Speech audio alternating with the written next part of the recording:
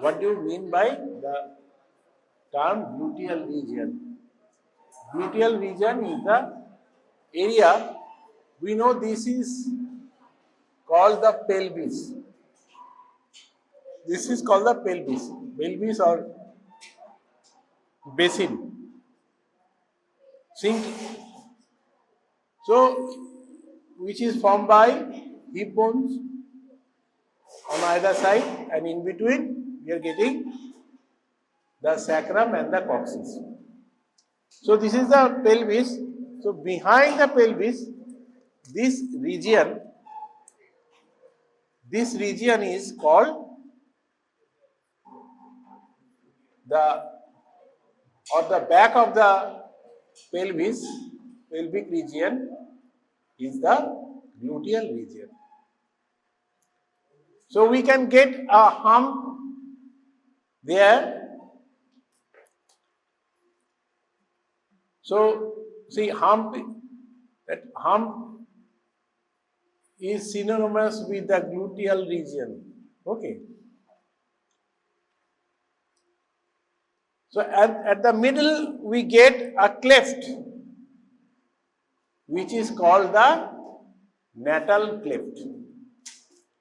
And what is the extension? Above by the iliac crest, below by the gluteal fold.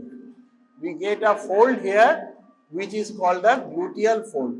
Midline or medially, that is the natal cleft, and lateral extent is the anterior superior iliac spine, the line joining the anterior superior iliac spine and the tip of the greater trochanter.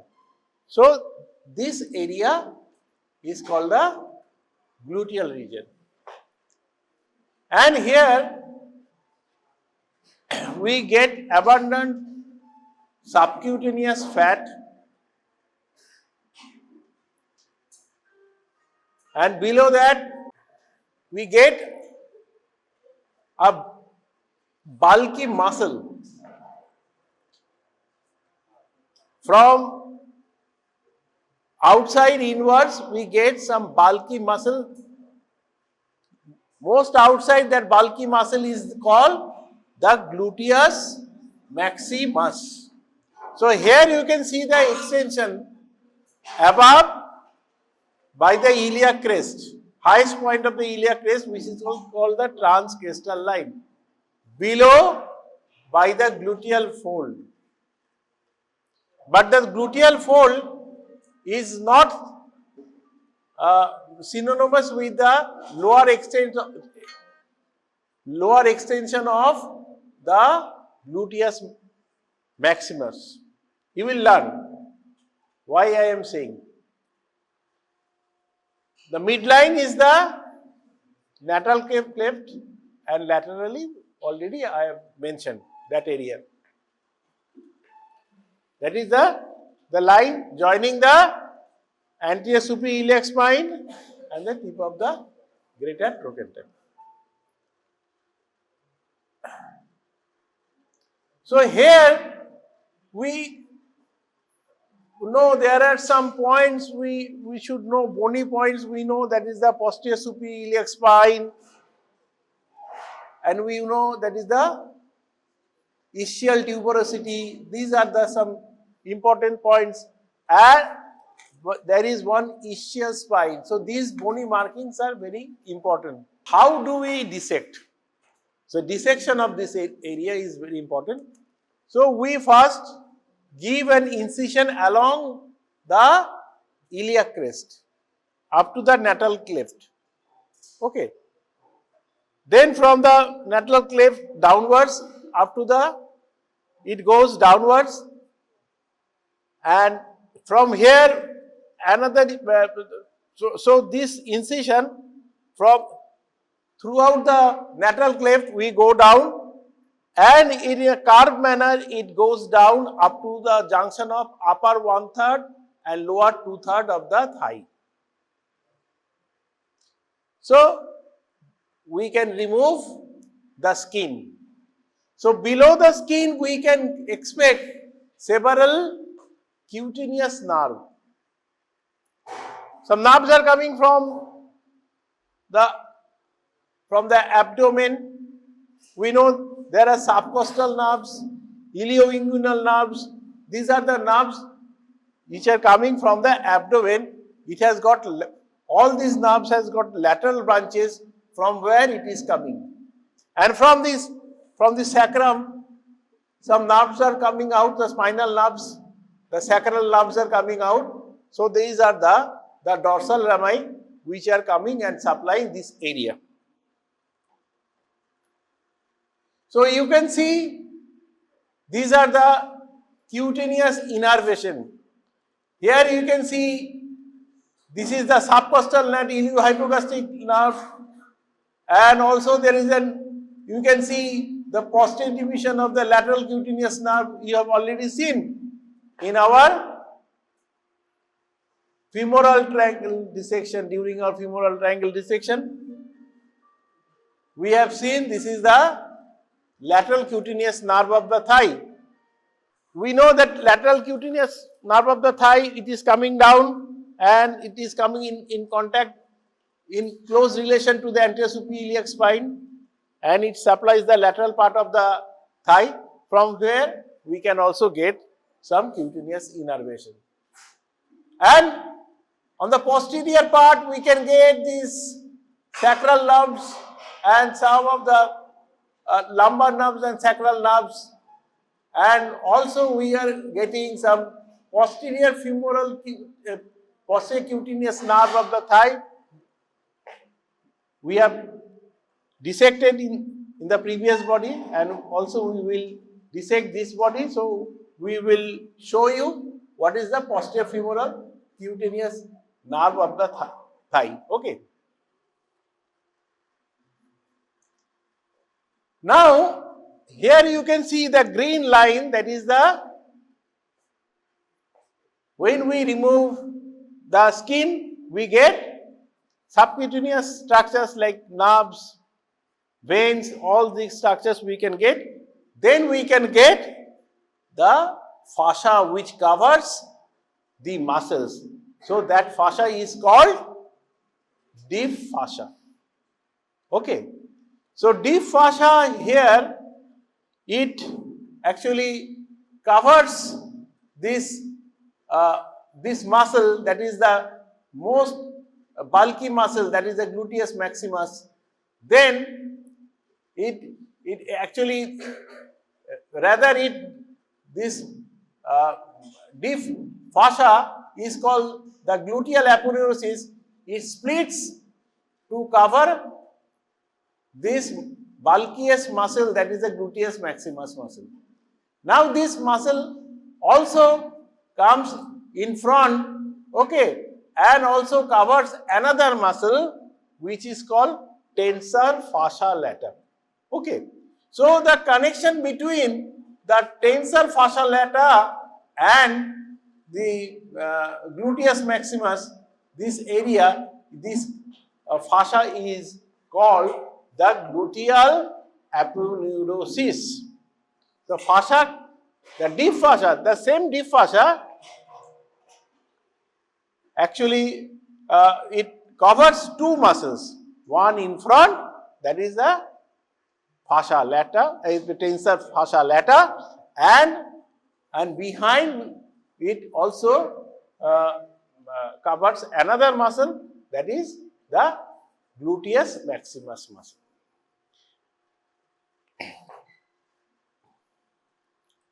Now here we can see two ligaments. One is sacrotuberous ligament, you know, and another ligament from the ischial spine to the sacrum, that is called sacrospinous ligament. One is sacrotuberous. Why? From the sacrum. It is coming from the sacrum.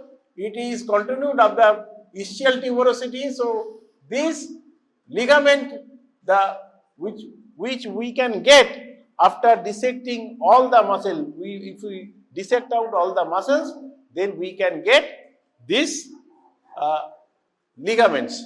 one is sacrotuberous ligament, and one is from the ischial spine to the sacrum. So that is the sacrospinous ligament. Okay.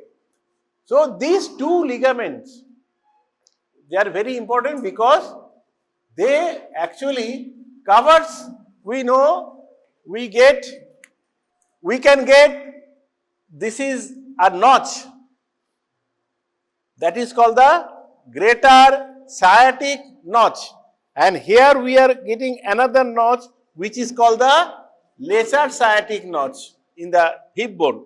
And so this sacrotuberous and sacrospinous ligament actually creates two foramen, one above and one below.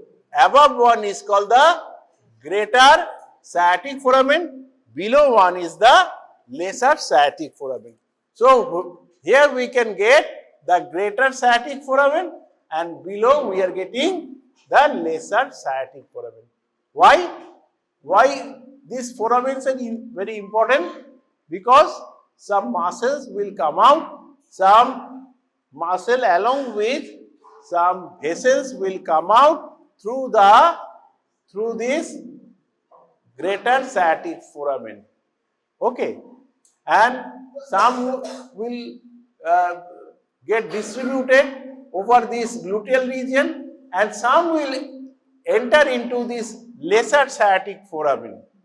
Okay, some structures will come out from the greater sciatic foramen, and they will get distributed in the gluteal region and other regions. Okay, but some structure will come out from the greater sciatic foramen to re-enter into this another foramen, that is the lesser sciatic foramen.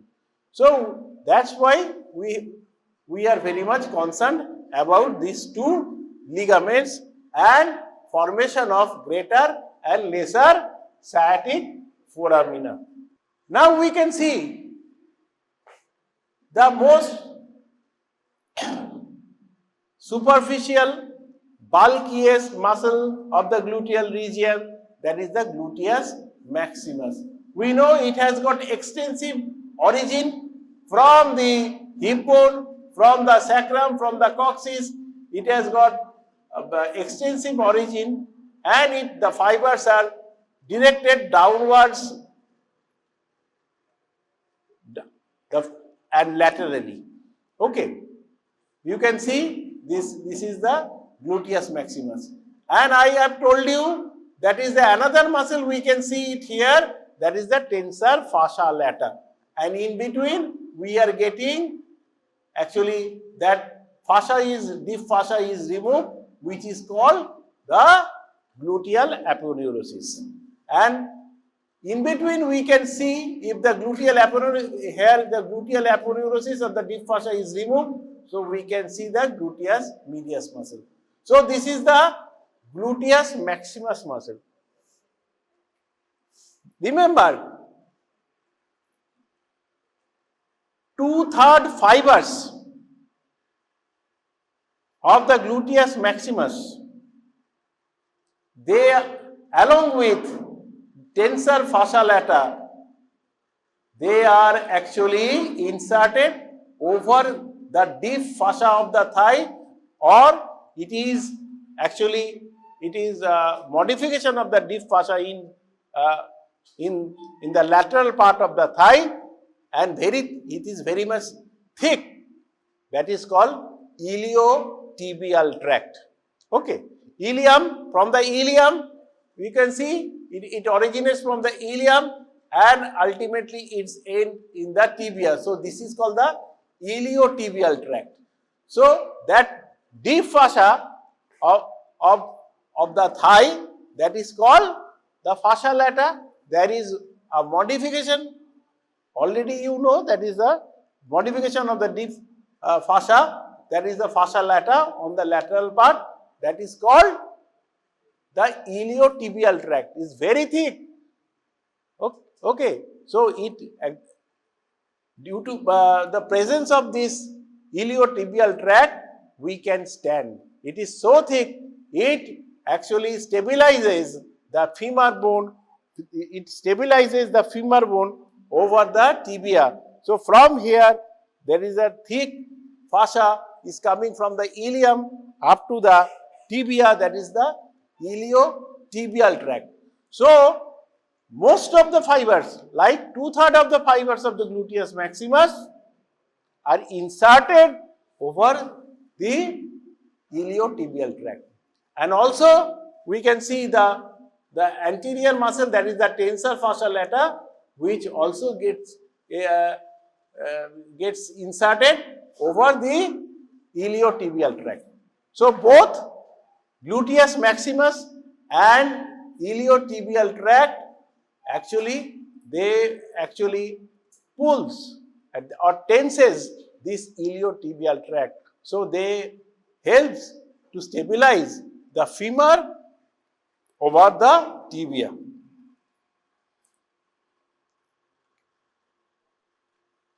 So what is the origin, you know? There are some lines in relation to the outer surface of the ilium. There are some lines: posterior gluteal line, anterior gluteal line, inferior gluteal line. You can see this is the inferior gluteal line, anterior and posterior gluteal line. So this area of the ilium behind the posterior gluteal line, and also from the sacrum and from the dorsal and lateral part of the sacrum and from the coccyx, it takes origin.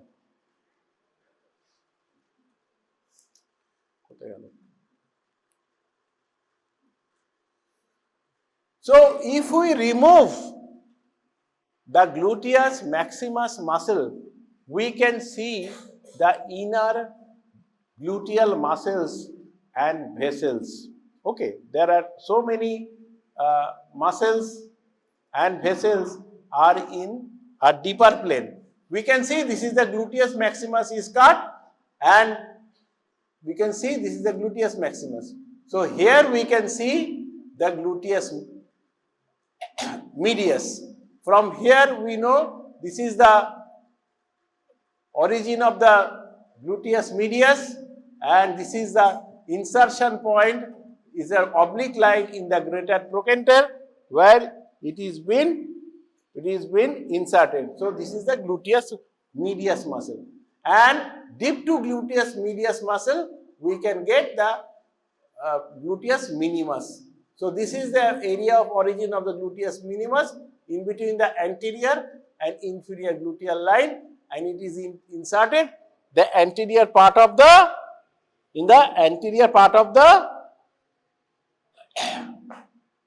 greater trochanter. Okay. So these are three muscles. So gluteus maximus, and deep to gluteus maximus we will get gluteus medius, and deep to it we will get gluteus minimus. Okay. Now when we remove, here we have removed the gluteus maximus muscle. Okay. So we can see so many muscles, they are in same plane. They are in same plane. From above downwards, we can see gluteus. We have cut also the gluteus medius. We can this muscle which is been exposed, this is the gluteus minimus. Then we can see a fan-shaped muscle which is called the key muscle of the gluteal region, that is the piriformis. This piriformis is taking origin from the dorsal aspect of the sacrum.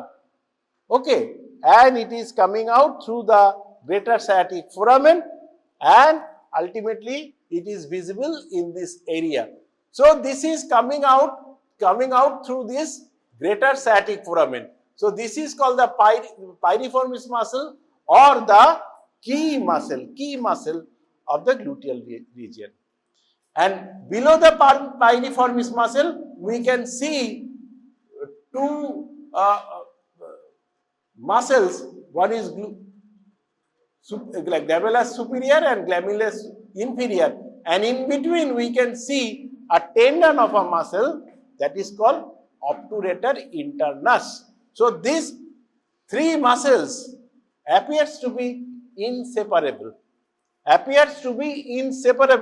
in the dissection. So three muscles, glomerulus superior, glomerulus inferior and tendon of the obturator internus, they as a whole, they are known as tricipital tendon. Okay. So again I am repeating, we can see the gluteus minimus, then we are getting the piriformis muscle, then we are getting tricipital tendon, which comprises of glomerulus superior, glomerulus inferior, and in between tendon of the obturator internus muscle. Okay, so this is the tricipital tendon, and below that area we can get a rectangle shaped muscle that is called, or quadrangular shaped muscle that is called quadratus femoris, which has got origin from the dorsal aspect of the ischial tuberosity from here up to the quadrate tubercle of intertrochanteric line.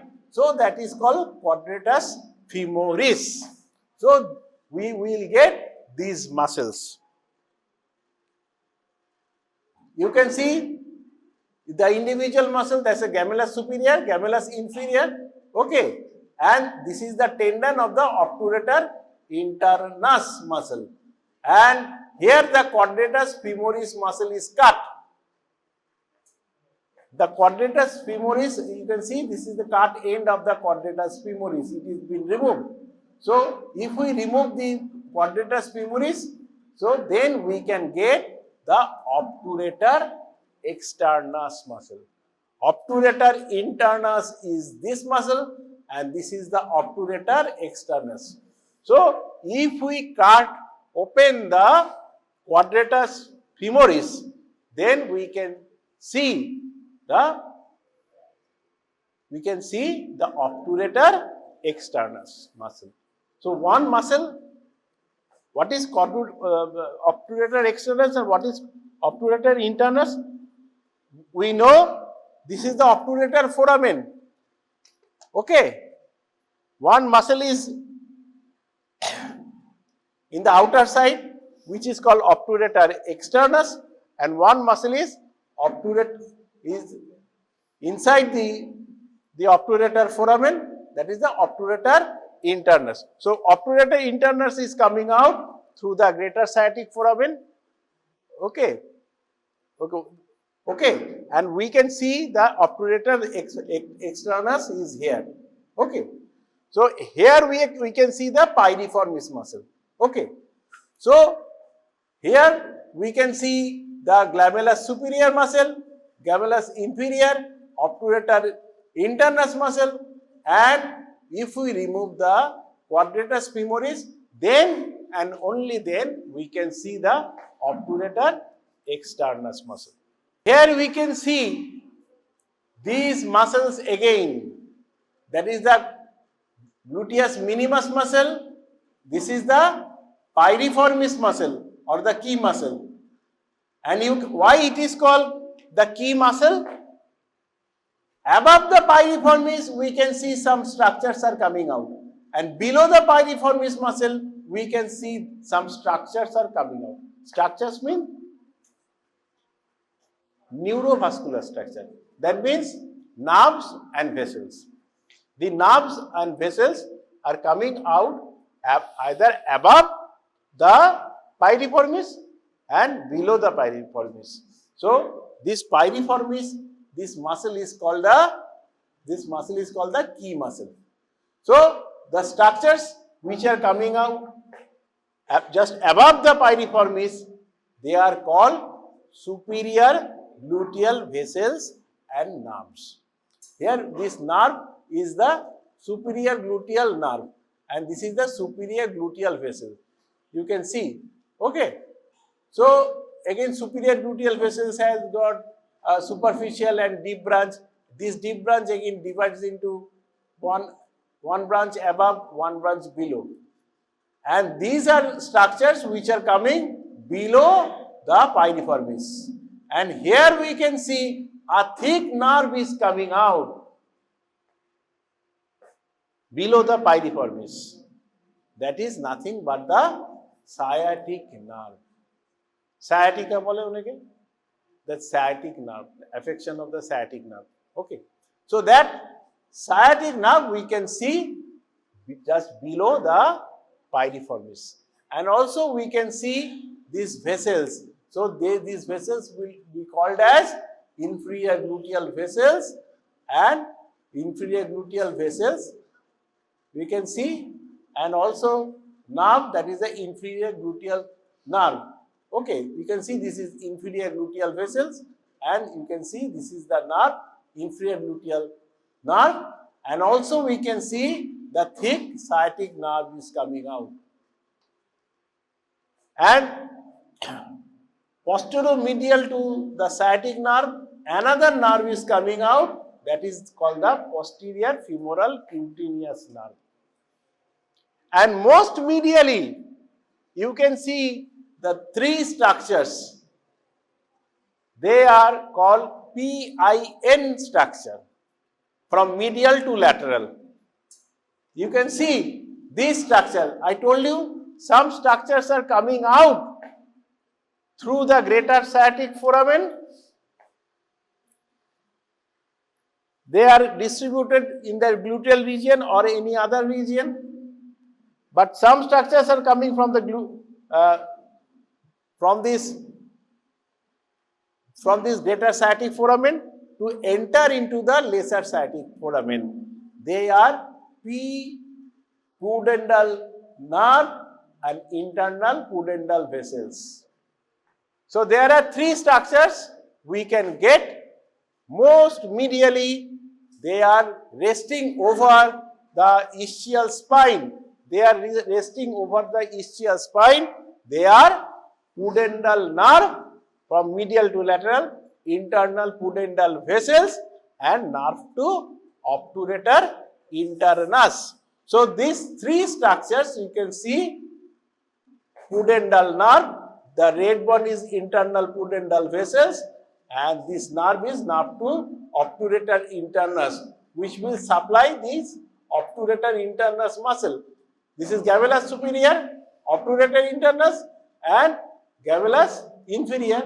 So this obturator internus muscle is supplied by this nerve. So this nerve is called nerve to obturator internus. So PIN, they are called popularly as pin structure.